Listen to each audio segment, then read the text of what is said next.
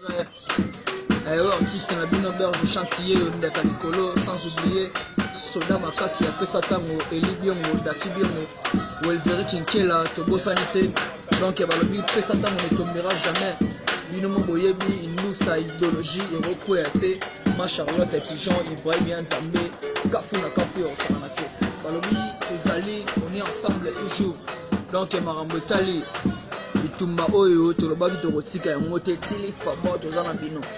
donc tokopunda tisuka ya osana te. Merci na bino ya trop nayebi ke bolinga biso mingi bomakaki biso mikolo ebele, mais elobi te ke tolimwe tozalika toujours en coulisse tonokobelisaka baplan yebi kaka maki esengaka bongo, donc bato bayeba te nini tozosala, donc tomelamaki mpona kwa nayebi te kwa mingi kuta kolobela te ma Charlotte Pigeon nde makambo Ibrahim Nzambe nde makambo ya kolobela te pesa tango champion ya kolobela te, donc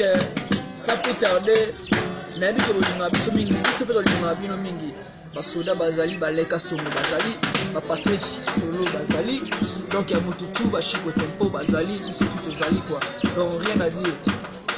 Basoda pesa tango nde boyebi tozala nde tozalaka balobi mbongi oya nango mais ekobala masuwa te charge eza makasi Ibrahim Nzambe, donc na reposa na te bana Londres,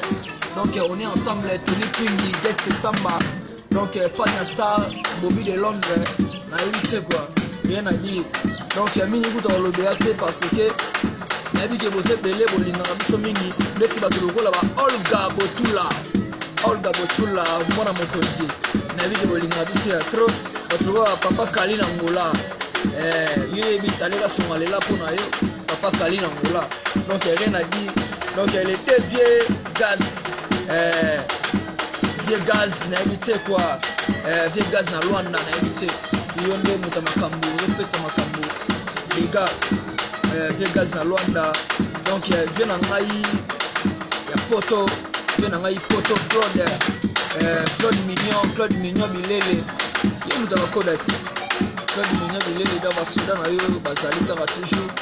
tobundelaka makambo etali inutsa tokotika te ma Charlotte Pigeon yebi,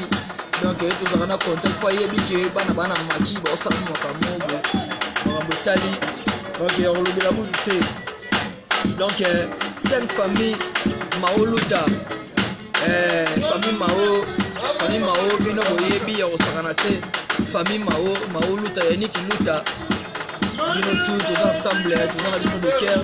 toyebi ke tokotika bino te bolingaka biso ya trop, donc makambo yango wana sans oublier Rabi mwana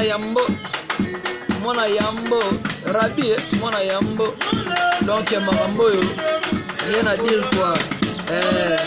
Rabi mwana Yambo na Londres kapu na kapu ya kosakana te, ça c'est Berge Chance la voix des anges, musicien na bino soda na bino nayebi ke na Londres bolinganga ya trop, bolingaka mpe bandeko na biso ya trop tozala ensemble, donc Eli Biongo Welveri Kinkela on est toujours ensemble, Steve Zelo na Paris, Daki Biongo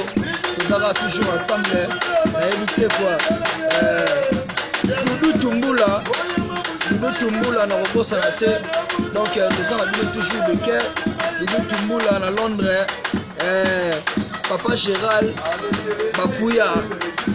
Papa Gérald Bakula, donc Gérald Bakula papa na biso moko, donc tozala toujours ensemble na koloba ute ebele te komingi kolobela yango te na ngana ya sabino kake tozala toujours ensemble, donc rien à dire. Donc mingi kolobela te Yannick Luta na kobosana te, donc Yannick Luta ya ba Yannick na kobosana te jamais, donc Versas na Juvenal toza ensemble, Dorcas Mao famille Mao Luta Dorcas Mao, donc na kobosana te,